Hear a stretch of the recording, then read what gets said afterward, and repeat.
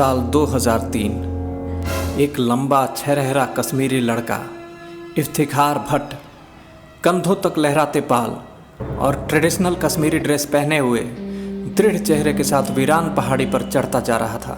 उसके आगे आगे एक नकाब पोश चल रहा था। कुछ देर चलने के बाद एक झोपड़ी दिखाई दी। नकाब पोश ने इफ्तिखार को झोपड़ी में चलने को कहा। वह कोई साधारण झोपड़ी नहीं थी, बल्कि खूंखार आतंकी संगठन हिजबुल मुजाहिदीन का ठिकाना था। अंदर एक लंबा चौड़ा आदमी उनका इंतज़ार कर रहा था। उसने इफ्तिखार भट्ट से पूछा, क्या काम है? इफ्तिखार ने कहा कि वह उनके संगठन को ज्वाइन करना चाहता है और इंडियन आर्मी से लड़ना चाहता है। जब उससे पूछा गया कि वह भारतीय सेना से क्यों लड़ना चाहता है, तो इफ्तिखार ने खालिश कश्मीरी में भारतीय सेना को भद्दी भद्दी गालियां देते हुए कहा कि एक पथराव के दौरान की गई सैन्य कार्रवाई में उसके भाई की मौत हो गई थी, जिसके लिए सेना ही जिम्मेदार है। उसकी कहानी सुन के और सेना के प्रति उसकी नफ़रत और उसके जुनून को देखते हुए उसे काम का लड़का समझकर ट्रेनिंग के लिए पाकिस्तान ले जाया गया। वहाँ दूसरे युवा जिहादियों की तुलना में इस युवा लड़के ने काफ़ी बेहतर प्रदर्शन किया और उनसे कहीं अधिक मजहबी कट्टरता भी दिखाई, जिसकी वजह से उसे एक लीडर के रूप में एलओसी पार करके इंडियन आर्मी की चौकी पर अटैक करने के लिए भेजा गया। उसकी क्षमताओं को देखते हुए एक अभूतपूर्व कदम उठाया गया और उसे अबू सब्जार और अबू तोरा जैसे दशकों का अनुभव रखने वाले हिजबुल मुजाहिदीन के कमांडरों का दायां हाथ नियुक्त किया गया, जिससे कि उसे कुशल लड़ाका और एक कुशल लीडर बनाया जा सके।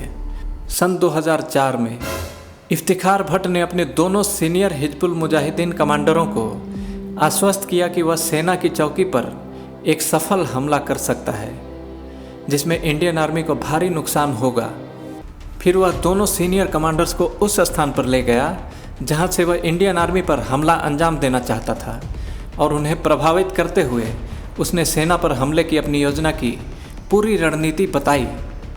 हिजबुल कमांडर अबू सब्जार को इस बात पर संदेह हुआ कि बिना किसी असली कॉम्बैट अनुभव के यह युवा लड़का आखिर इतनी कुशलता, बारीकी व सावधानीपूर्वक ऐसे जटिल सैन्य हमले की योजना कैसे बना सकता है। जिसके बाद उन्होंने उससे उसका बैकग्राउंड, हिस्ट्री और उसकी कहानी के बारे में सवाल करने शुरू कर दिए। अपने सीनियर कमांडरों में अपने प्रति अविश्वास को देखते हुए युवा लड़का भड़क गया। उसने अपनी AK-47 कमांडर्स को सौंप दी और कहा कि अगर वे उस पर भरोसा नहीं करते तो उसी पल उसको गोली मार सकते हैं, और कुछ कदम पीछे हटकर खड़ा हो गया। इससे पहले कि हाथों में AK-47 पकड़े हिजबुल कमांडर कुछ फैसला ले पाते, उस युवा लड़के ने बिजली की फुर्ती से 9mm टोकरेव पिस्टल निकाली और दोनों को गोली मार दी। दो गोलियां छाती और एक सिर पर। इंडियन आर्मी के पैरा स्पेशल फोर्स ऑपरेटर का टिपिकल सिग्नेचर मूव। दोनों हिजबुल कमांडरों को यह पता तक नहीं चला कि उनके साथ क्या हुआ। इसके बाद उस लड़के इफ्तिखार भट्ट ने सारे हथियार समेटे और उन्हें लेकर पास के आर्मी कैंप तक वॉकिंग करते हुए चला गया। उस युवा लड़के का असली नाम था major Mohit Sharma, 1 para SF, Madras regiment, Indian army.